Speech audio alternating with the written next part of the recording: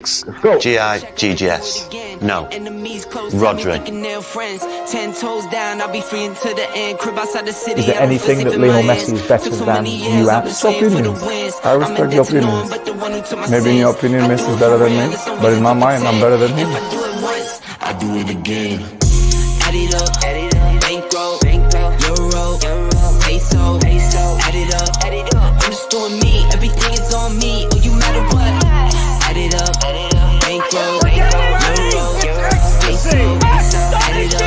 I'm just doing me, everything is on me. Oh, you matter what? Told her if it's all me, everything is on me. Gon' back it up. Matter what? Told you I'ma do me. Why you hating on me? It's not adding up. I do roll like a Mack truck. Country heart, I'm a cop a farm and go act up. Lot of scars, I was cold-hearted, now I'm back up. Keep it real, I do this once a month, I don't rap much. I just hit the money and go stack up. Only buy cards and get tatted up. All that other bull, it don't matter much. You only climb me, I put the ladders up. No fault, I done doubled up on the workload. I think I fell in love with the bankroll. Pray up, get money, then we lay low. Add it up, bankroll, euro, peso, add it up. I'm just doing me, everything is on me. Oh, you matter what? Add it up,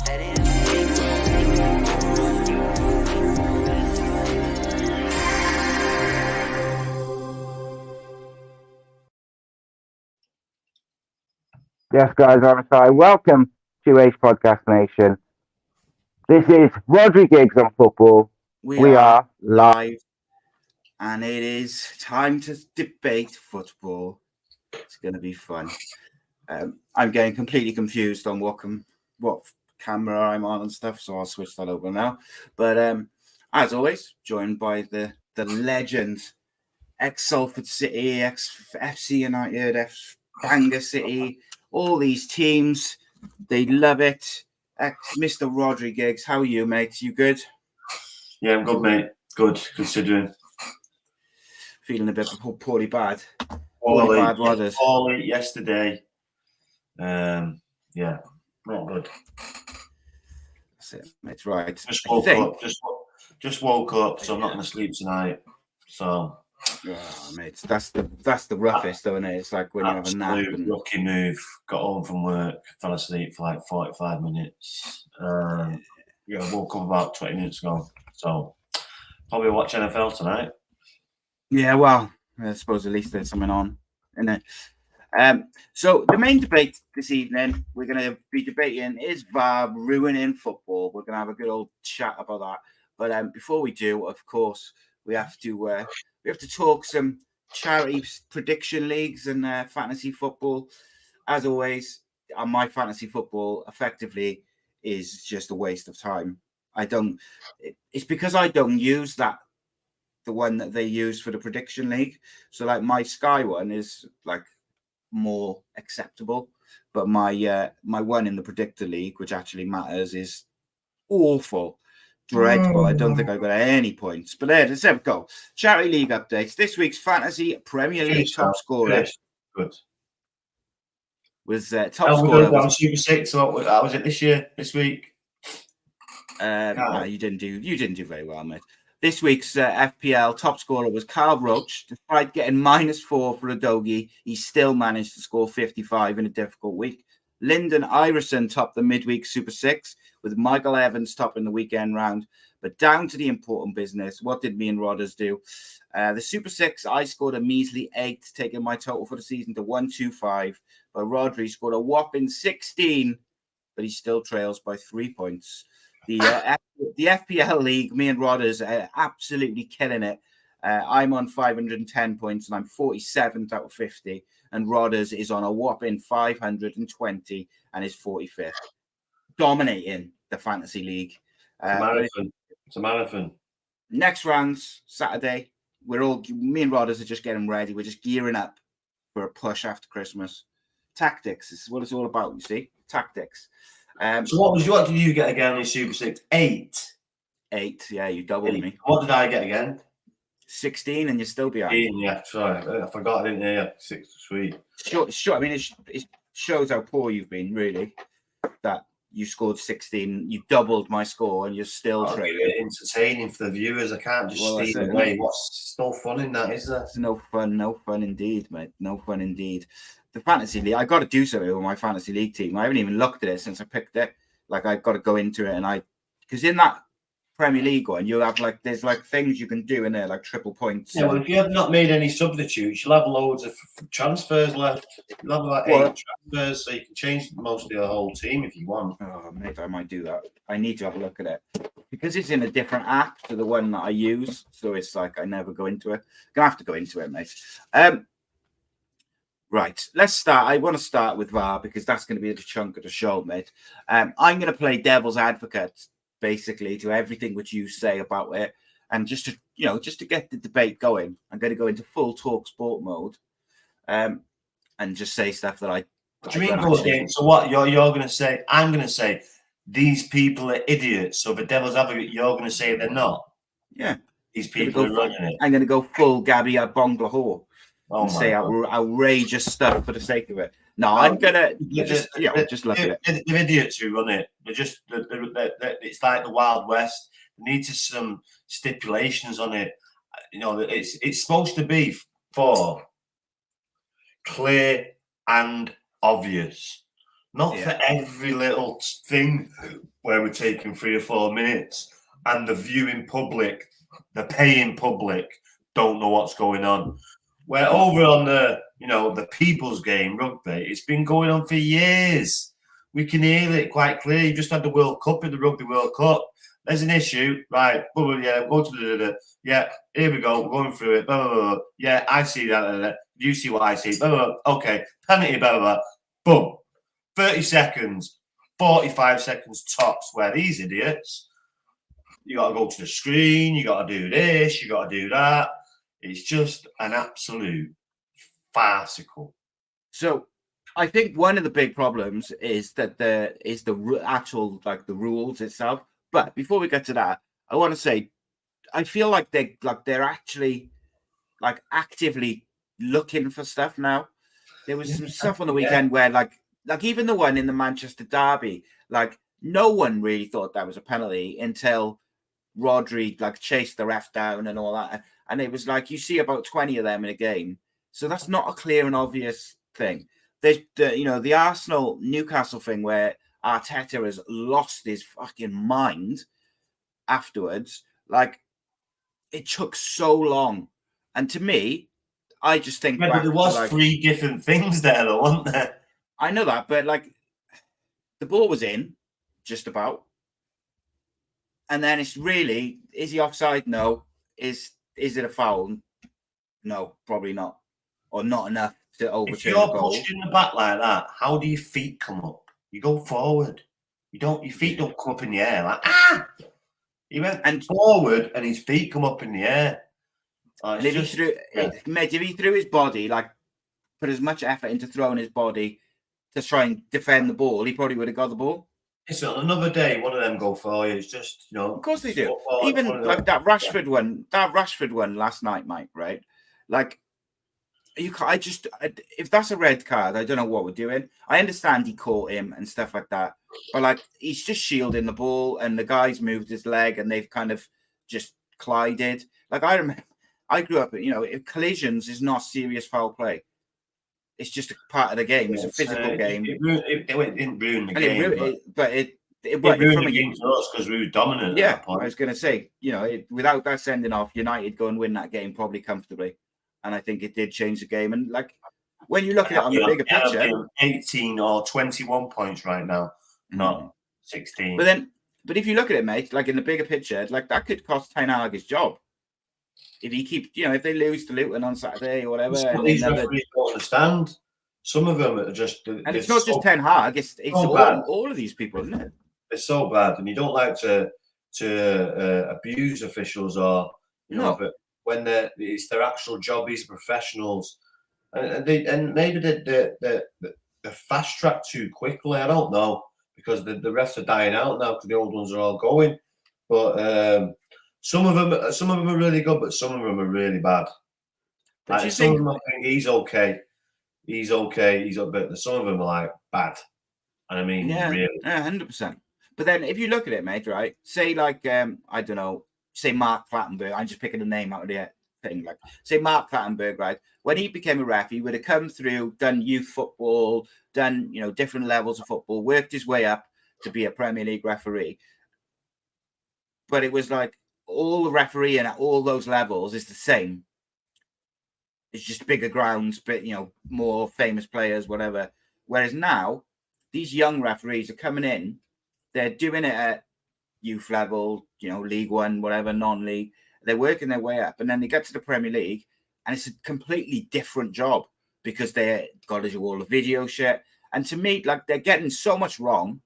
I'm bored of it. I'm over it. All the video stuff, it's not much, is it? It's just looking at a screen and just looking at it shouldn't be, but it's clearly a disconnect, mate. Maybe just look at getting some of the best referees in the women's game.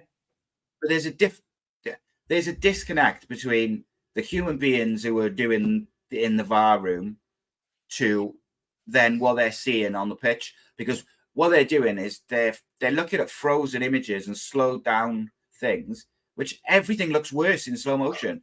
If you froze that Rashford one last night and he stood on his ankle, he was standing on his ankle. That's what exactly. He's running over.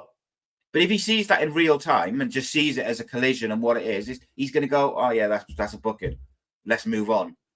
And to me, I think they should be showing the referees. Certain in VAR is when they go over to VAR, they know they're going to change it. Yeah, 100%. Because they don't want to go over there because they think, well, if the fourth. Why don't the refs just say, no, I'm not having that. I'm sticking with my original decision. Sling it. Boom. Carry on. Well, do you know what, mate? Like I said last week about it would be refreshing for United to say to the players, no, this is our manager for the next 5 years. So you either sort it out and fuck off or fuck off. I think it's the same with the referees. Like, it'd be nice if these refs went over, looked at it and went, what are you on about? Just get on with the game. Like the Wolves won last week. Mate, Wolves are at about 3 this year. Like penalties and. But when he's in the ref room at the end of the game and he's going through it and he still think it's a penalty, there's a problem there. There's a problem. Of course there is. And I admit, I wish. It's like, it reminds me of like the Cardiff 4, the police. Oh, no, we know we're wrong, but we're sticking with it. We'll stick with that. 100%. It reminds me of. They're all like infuriating. What? But do you know what they should do now, mate? I'll put it to you. If you were the man in charge and they said, right, Rodders, should we just bin VAR off? We'll just have goal line technology. Would you take it? And go back to just referees, human error, whatever? No, because we're going backwards here. We need to be going forwards. But do you not think that it's just ruined? It's like you can't celebrate a goal because you think it's going to get ruled out. Si, what does clear and obvious means? They need to look in the dictionary and see what clear and obvious means. Because they're looking at that, they can't go back and go, well, what about that? No, you're just looking at that. Forget everything. We're not looking at that. We're looking at that. That's it. Black and white. Instead, we're looking at, did he handball it? Or did the ball go out? Or did he pull his shirt? Is he onside? Yeah. So in cricket, mate. So long where rugby, where you could just go, we're just playing it. Yeah, was it above? Yeah, did he lead in with shoulder? Yeah, off you go. It's no just messing about. Let's go back. It's just silly. Just look at the instant that look at. Don't go back looking at other things. Yeah. So in cricket, mate, right? Say there's a catch. Let the ref the game. Exactly that, mate. So in cricket, right? Say there's a catch which they're not sure if it's carried to their hands and it might have hit the ground. And then if they go to the cameras to try and find out if it bounced or whatever, right? And they can't definitively prove, or basically they say if they can't definitively show that the umpire's got it wrong or that the catch has been clean, they don't give it. It's a big difference. There's a big difference there. Yeah, but if you can't definitively say, right, that's a foul, that's offside, this, that, and the other. Like offsides, the striker's supposed to get the benefit of the doubt. So if it's so close, like the Garnacho one against Arsenal, that you just cannot tell like different angles, and or if the ball's gone out and it's like, that angle it looks like it's in, that angle it looks like it's not. Right, give the benefit of the doubt to the attacking team. Move on. It's infuriating. Cricket one's a bit different. There's a big, massive screen. Everyone's watching. Everyone's engaged. Exactly that. Yeah. So, everyone knows what's going on. Rugby, there's a big screen. Everyone's looking. Everyone's engaged. Everyone knows what's going on. Where in football, it's just where it's the most money, the biggest watch game. Yeah, there's a blueprint there. Look. Instead, they want to do it their own way. Someone in Bexley Park or wherever, St George's or wherever they are, in the little cubbyhole, they're still getting it wrong. It's just poor. These are professional people, and they're not doing a professional job. And they get paid not talking about money, not spend 15 minutes talking about it, where we should be talking about football. It's ruining it though, mate. I got like VAR is just every game I watch. As soon as VAR starts getting involved, like that Tottenham game, I just completely I just completely disengaged from it. And like I really enjoy watching football, mate. And like I watched that Arsenal Chelsea game, and about 20 minutes in, and they didn't particularly get those sending off wrong, I don't think. But like it was just so long and just doing it, and I just thought, fuck, I can't be bothered with this. Like I just couldn't deal with it. Once it starts getting to the cold, you'll start getting people getting injured. Games going on too long, people waiting about for 3 or 4 minutes. Well, there's 13 minutes injury time in the United game on there, but I think wasn't there a medical emergency or something? Oh yeah. But so, still, no, you're still gonna get it, and people start getting injured, especially when it starts getting cold. Yeah, it's gonna be it's never ending, mate. Like, so you would keep VAR, but you would just sort it out. Yeah, that's basically what you're saying. I would come in and sort it out in 1 week. Bosh, one week. So talk me through it then. Say, like, how would you sort it now, straight away? It's clear and obvious. That's it. Nothing. Yeah. If it's not clear and obvious, move on. Yeah. If we're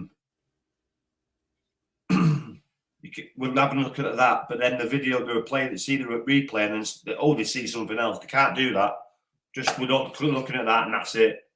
If we miss that, then we miss that. We're looking at that. Boom, that's it. So here's a question then. Last night, for the Copenhagen goal where the striker is stood in front of the keeper and he's offside, is that clear and obvious that he's interfering with play? No. So you would give him the goal? Yeah. And that's where it gets murky, isn't it? Because he stood in front of the keeper. He's not touched the ball. But the keeper can't see, and he's in offside position. So it's he should open his eyes then. If he can't see it, it shouldn't be. He can see it. It's right in front of him. Yeah. He's just waiting for him to touch it, and he doesn't touch it. Just unlucky. I want to be. We want to see goals. We want to see offensive play. Yeah. We don't want to see goals not being awarded because the keeper's not on his toes.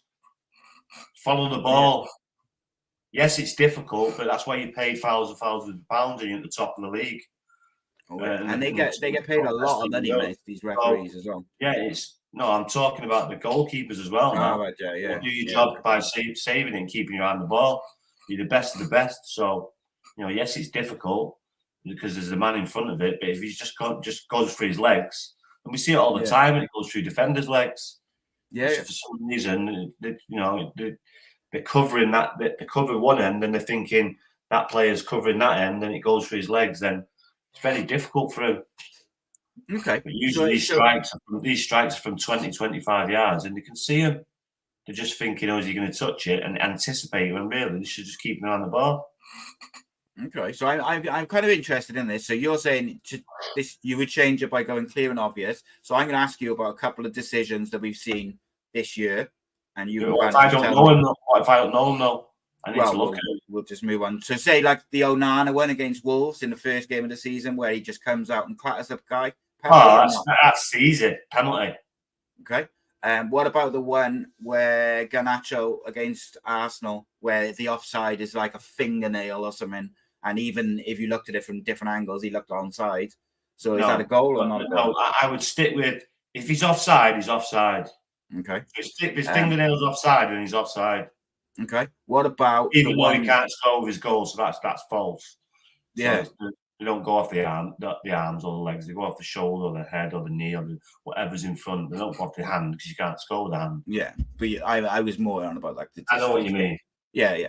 All right. And what about the Arsenal Newcastle one from the weekend? That goal, which was they had about 3 different things that they looked about it. Was that a goal? Yeah, but which one are we looking at? I just said you can only look at one. So it's not gone out. We're playing on, so we can't look at that one. It's gone. Playing out. Yeah, boom. Which one are we looking at? It's gone out. Foul. No foul. No foul. Yeah. Okay. So what offside, about offside? Go. Rashford sending off last night? No. Never. No. What about the rescinded? Give yellow card. Yeah. So you said obviously the one in front of the keeper you would have given as a goal. What about the penalty against Maguire for handball last night? I won't give any of them penalties. Not even one or handballs are stupid, isn't they? Yeah, the handballs are absolutely ridiculous. One or the other. They got to do something about the handball. A bit more on it in Europe. A bit more pathetic in Europe. Yeah, but that's always been the case, isn't it? In Europe, in like the Champions League and Cup Winners' Cup and the UEFA Cup and all this shit, the referees were always a bit more like, you know. I remember Danny getting sent off for a high boot against Real Madrid. Yeah, at Old Trafford, and that was in Europe. And like that was in the Premier League, like yellow card, tops, not a red card. But then that's part of playing in those competitions, isn't it? And playing with different referees. Experience in the competitions, yeah. Yeah. What about some of the Wolves ones? They've had like 2 or 3 penalties, which they probably should have had, but like, are they easy decisions for you? Yeah, that should have been given. Yeah. I'm trying to think of any others which I've seen recently. We only said 2, and I've named about 6 or 7. Yeah, we're still only starting with 20 minutes. Right. So you'd keep VAR, I'd bin it. Basically, I'd like to go back to the good old days, but there we go. It is what it is, I guess. Talk to me a little bit about last night. I don't want to spend too long on United. I actually thought, before sending off, I thought United were very good, and I probably one of their better performances this year. And if they can take that on going forward, then they'll be all right, because I thought they were very, very good. I thought Rashford on the right made a massive difference because he played like a normal, natural, traditional winger. What did you, like, you're the United fan. Like, what did you think of it? It's probably the best I've seen him this year. The start, it wasn't just for 5 minutes. They continued it. It was very good. Very, very good. And then obviously sending off and then the game changes. Yeah. It still shouldn't be, leaking goals out. Just okay, well, we've got to put a tin out on now and just sit. But with too many are trying to gamble. You've got Dalot for the third goal. And what you're doing, you can see him. You've just looked at him, even though you shouldn't be like that. You should be side on, so you can see the ball there and see the ball there. Instead, he's like that, looking straight at him and turning. Just turn your body. It's dead easy. Look, you see both. Yeah. It's just and just take his eyes off him. Instead, if he drops 2 yards, that goal doesn't happen. Instead, he's trying to gamble. Why are you defending? This is the problem with these offensive fullbacks, you see. Yeah, I agree. And look, I saw a lot, the usual shit on the likes of TalkSport and that, going on about Ten Hag and that. And I just think the one thing which last night did show, all right, they do crumble a little bit defensively when they're under pressure, but I think that's probably down to missing Martinez and Luke Shaw. I think they make a big difference. Like Varane doesn't look the same player alongside Maguire that he does against when he's alongside some of the others. But equally, I don't think, like, if you look at it objectively, I think there's been signs in recent weeks that those players are still fighting for the manager.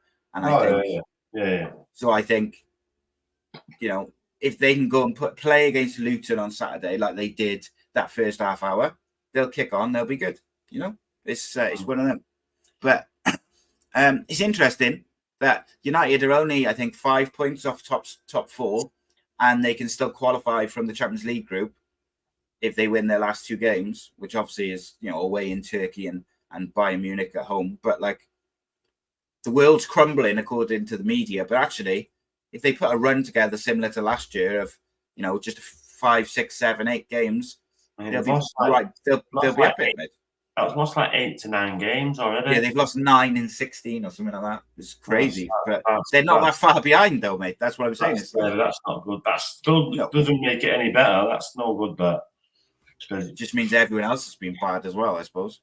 It means the league's there to be won if you're on it. Obviously, we're not on it. And if you have a good start, these games that should be winning, and we're getting beat comfortably, it's a concern. Yeah, I mean, look at Tottenham. They're taking advantage of everyone else's stuttering. Yeah, and playing some good stuff. Very well. Good to watch as well.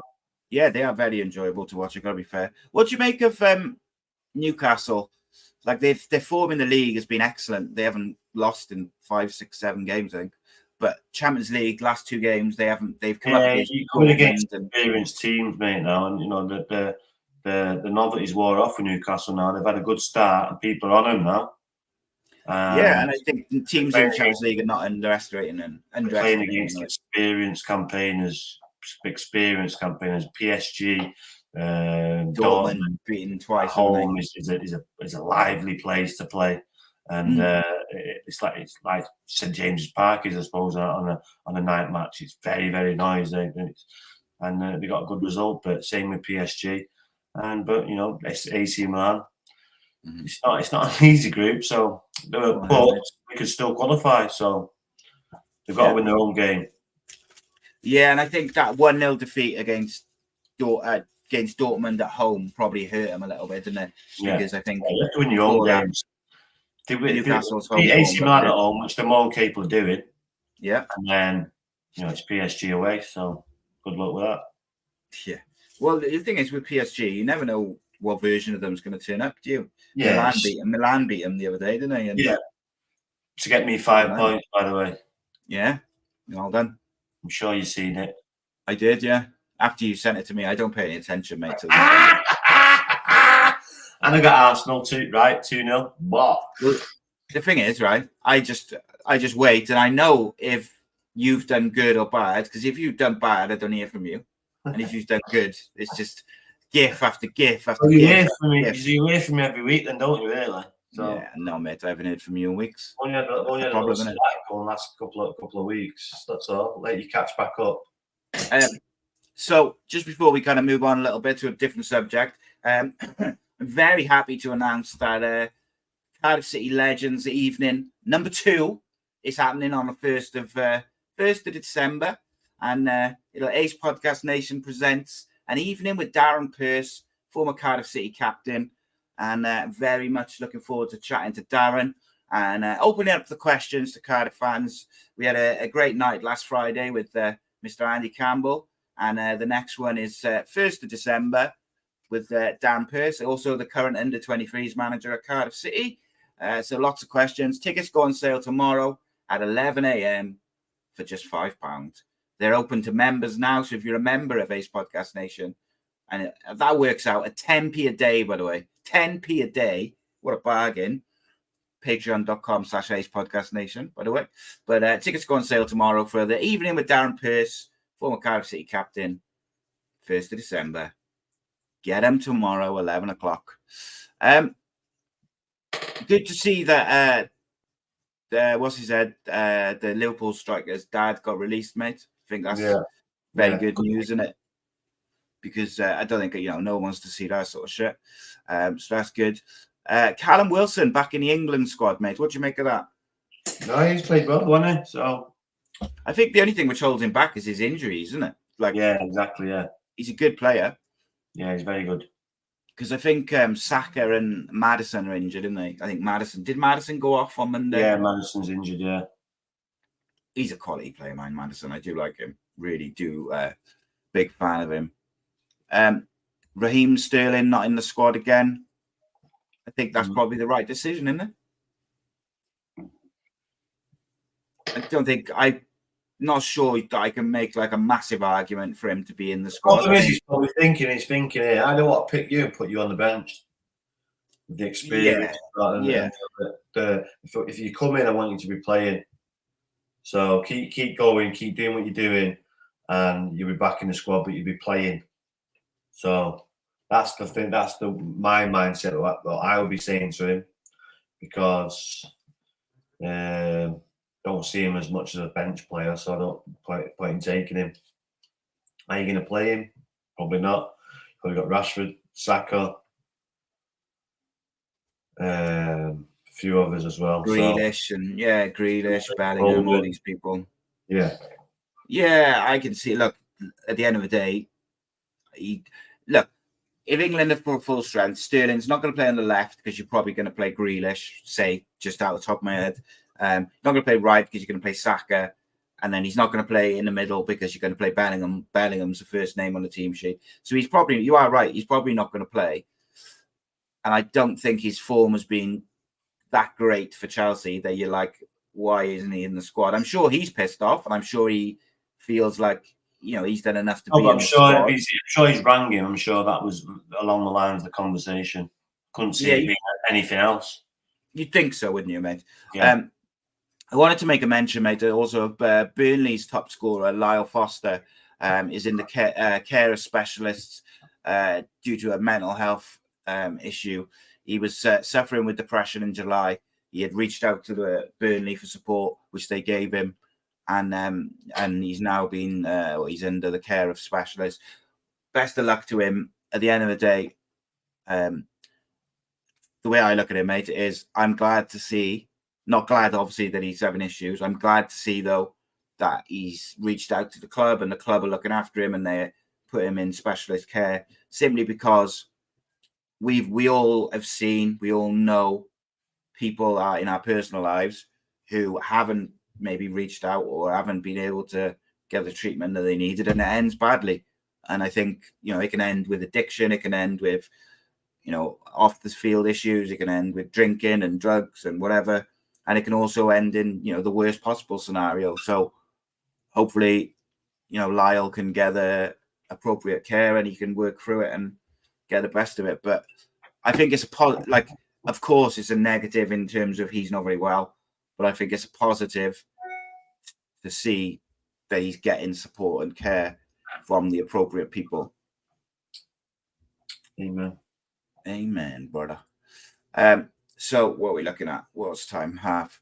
Right, okay. So let's talk a bit of Championship, mate. I love talking Championship. It's the best league in the world, better than his Premier League shite. And do you know what makes it even? Do you know what makes it even better, mate? Is that Cardiff City have got the best home record in the whole league. They are also joint top of the clean sheet table, and they're top of the form table. No, they're not. They're not top of the form table, but they are top in terms of home form. They got Norwich City on Saturday. Norwich have not won a game in forever. They've lost 4 on the bounce, 5 on the bounce. Managers under pressure. Surely at home, the Bluebirds have got to be looking for a nice, comfortable victory, You would think that the form table would say, but you never know. No such thing as an easy game in the Championship, though, is there? That's the thing. Exactly. Going with the right mindset, I'm sure they'll get the right result. Good to see you wearing all blue, though, mate, in support of Cardiff. That's what I like to see. There you go. Interesting, though, mate. And the yellow. And you got a little yellow blanket. Yeah, see, he's proper Cardiff, isn't it? Wayne Rooney's still looking for a victory, mate. Yeah, I thought they'd get one because I seen it was 2-0 up. And I only realised they drew 2-0 when I heard it on the radio. Yeah, look, mate, I said to you the other week tonight, Ipswich would be, of all the games I've watched Cardiff play this year, Ipswich has been the best team we played, in my opinion. I was really impressed with them. Obviously, they've got a great top coach who I'm a big fan of. Aren't they? Yeah, but they are very easy on the eye. They work hard, very organised tactically and that. So even at 2-0 with 10 minutes to go, they were going to be a threat. And when you're 2-0 down, and the other team is also struggling for confidence, you get that one goal, and if there's enough time, it's almost like inevitable, isn't it? But just the momentum of it and the crowd, and the crowd gets nervous, the players get nervous. It just all becomes a bit inevitable. And look, a draw. If you had asked Wayne Rooney, would he take a draw before that game? I'm sure he would have taken it. But when you're 2-0 up and you end up losing or drawing, it's it's hard not to be deflated, I guess, isn't it? Oh yeah, obviously, but I think they just run out of gas, didn't they? Yeah. Good to see Jay Stansfield scoring again, though. Young man who's worked his way up the leagues. Obviously, he got that viral clip, haven't he, from a few years ago where he wearing the same number as his old man who had passed away. And he came on and scored. But he's good to see that he's kicking on. He scored a goal off the bench the other day for Birmingham and scored early on in the Ipswich game. Do you think, is that a positive sign if you're a Birmingham fan, that they were able to predominantly have a good game against the top side? Yeah. You always take. You don't go in the training room and then in the changing room and then into the training ground the next day with negatives. You take the positives for it, and then you work on it. And obviously, you look at the negatives and try and stop it if they're glaring negatives. But mostly, you look at the positives and go from there. So I want to talk about that Spurs and Chelsea game in a minute. But before we do you think when you look at that championship table, and I'll just get up now, but like, are Sheffield Wednesday and QPR done?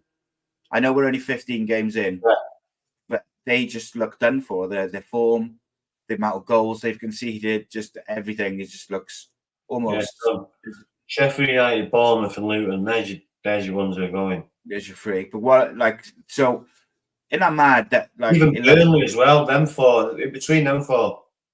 In the Premier League, you've got those four which just look done. Then in the Championship, you've got QPR and Sheffield Wednesday, which just look done. And Rotherham were the absolute worst team I've seen play all season in the Championship. When they came down and played Cardiff, they were awful. So it almost feels like those three are nailed on for relegation. Wouldn't it be weird if there's no like excitement or race for it? It'd be a strange old season. Right. Let's talk about the Spurs and Chelsea game from Monday. It was absolutely insanity, mate. Pretty much from start to finish. Like, it was just crazy the way it went about. Obviously, Tottenham lost their first game in a while, ended up losing 4-1, but they were down to 9 players, wasn't it? Was it 9? Yeah, they had 2 sent off, didn't they? Tottenham. You have to bring that up now. Yeah, they had 2 sent off, Romero and the fullback. Any complaints with the sending off, mate? Those? No, that Romero reminds me of Rojo. The loose cannon. Right, it's just the way they tackle. It's like you go back to 1960s, mate. They can't use that 2-footed tackle anymore. And the other kid does it as well. He did it last week and got away with it because Sterling pulled out the way. But if he left his leg there, he'd have been off as well and nearly broke his leg. Can't do that. It's African or South American tackles that they do. They did 2-footed. Yeah, like scissors and I know the one. Reckless. It's not even together; they're apart as well. Yeah, it's just, reckless, just terrible.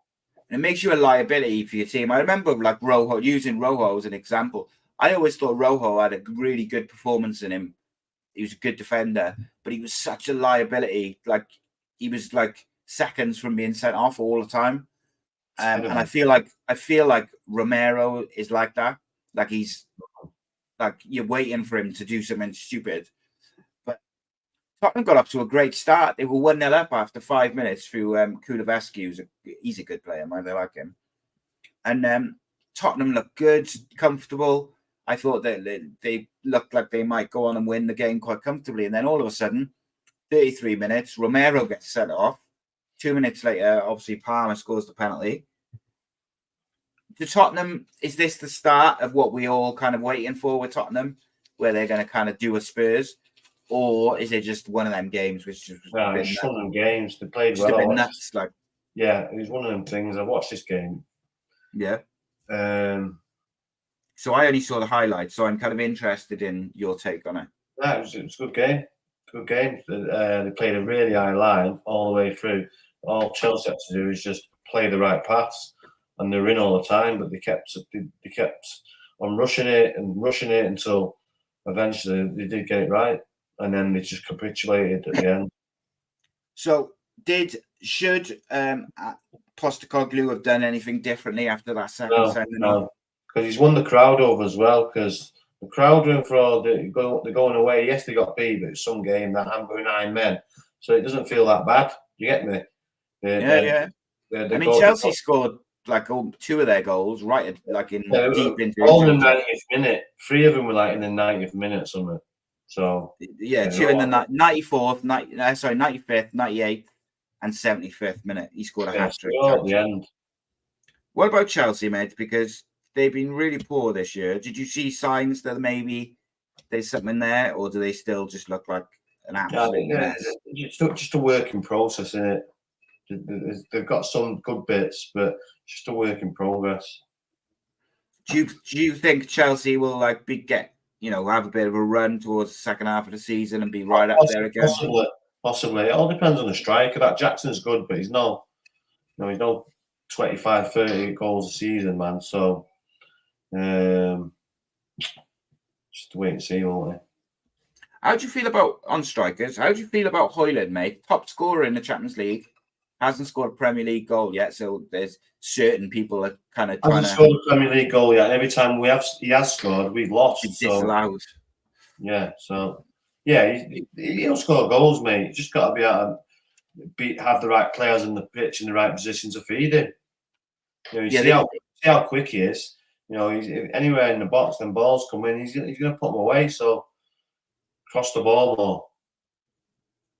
And I mean, he showed against who was it when he scored 2 the other month? Galatasaray, wasn't it? That finish when he ran from the halfway line and just did the little dink over the keeper. Yeah, he's clearly got something about him. But he went off on Saturday. He didn't have 1 shot on goal, and I saw certain people from certain channels saying, "Oh, he's like Weghorst Part 2 and this and that." But I was like, but that's because United aren't feeding him the balls in the right areas. It's like if Pep played Haaland up front and then didn't give him the ball in the box or put it through for him. Like, do you think Rashford off the right is maybe the solution to that?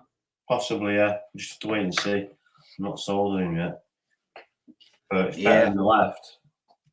Yeah, well, he was creating money instead of just looking to be greedy all the time, Yeah.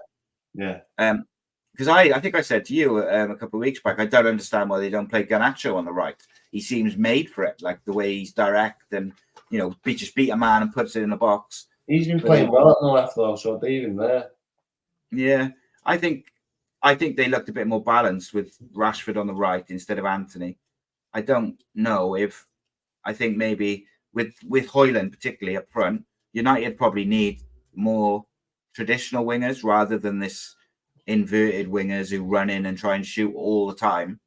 I think it hurts what they're trying to achieve, But it's interesting. I thought there was enough in that United performance to suggest that maybe they're turning a corner. Martinez and someone else are not back till Christmas, but apparently Luke Shaw is getting closer, but not, like Saturday or something like that. We'll do our predictions, mate, in just a second. Cardiff City versus Norwich, though. I'll have a score prediction for you from that. It's at Cardiff. 2-0. No, 3-1. 2. Cardiff. The Bluebirds. Go on. He's got his blue. He's got his blue on. He's got his yellow blanket. He's all aboard the Cardiff train. Next one. And then predictions for this week are as follows: Arsenal at home to Burnley. I've gone 3-0 to Arsenal. See, I've gone 3-0, so I'm going to have to change that now. Because what I originally thought I was going to do. But I thought, you know what, I can't change it. I'm going to change it. 2-0, Arsenal. United at home to Luton. I've gone 3-1 there to United. 4-1. Oh, interesting. Luton had a good result against Liverpool last week. A draw. Bit of dreams though now, not that shithole of a Kenilworth Road where they play at. Mm-hmm. Palace at home to Everton. I've gone 2-1 to Everton. I've gone 1-1. Score draw. Ooh. You know what the date is on Saturday as well, don't you? It's the 11th of November. Very special day. It's Remembrance Day. All right, yeah. Also happens to be my 42nd birthday. There you go. 52nd birthday. 52nd, yeah, I'm older than you, innit? Come on, mate. I'll never be as old as you. Bournemouth at home to Newcastle. I gone 2-0 Newcastle, me. Fuck off. Do So have I. Copying me again, see? No wonder you're winning. I'm keeping that. West Ham home to Nottingham Forest. 2-1 at West Ham, I've gone. I've gone 1-0 West Ham. And then finally, we got Chelsea at home to Man City. I've gone 3-1 to City. Oh, piss off. I'm changing that one. I've gone 3-1. You're going to go 3-1 Chelsea then instead, is it? Oh, I've gone 3-1 City. You're mad. 2-1.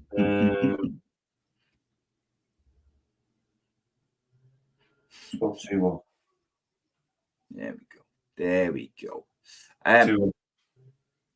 I know you're feeling rough, mate. So I'm gonna call it a day there tonight, just slightly shorter, because I know you're struggling, and you want to go try and get some food and sleep and that.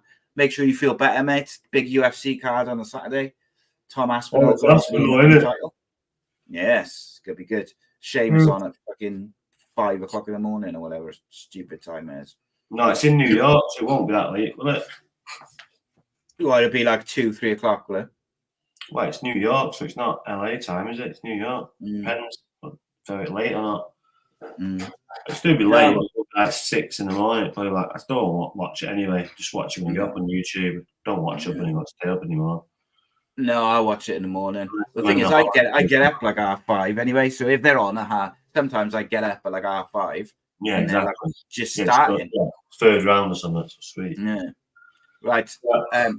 Get yourself better, mate, and I'll see you next week. But I'll speak to you on the weekend. In a bit, motherfucker. Go on, the boys.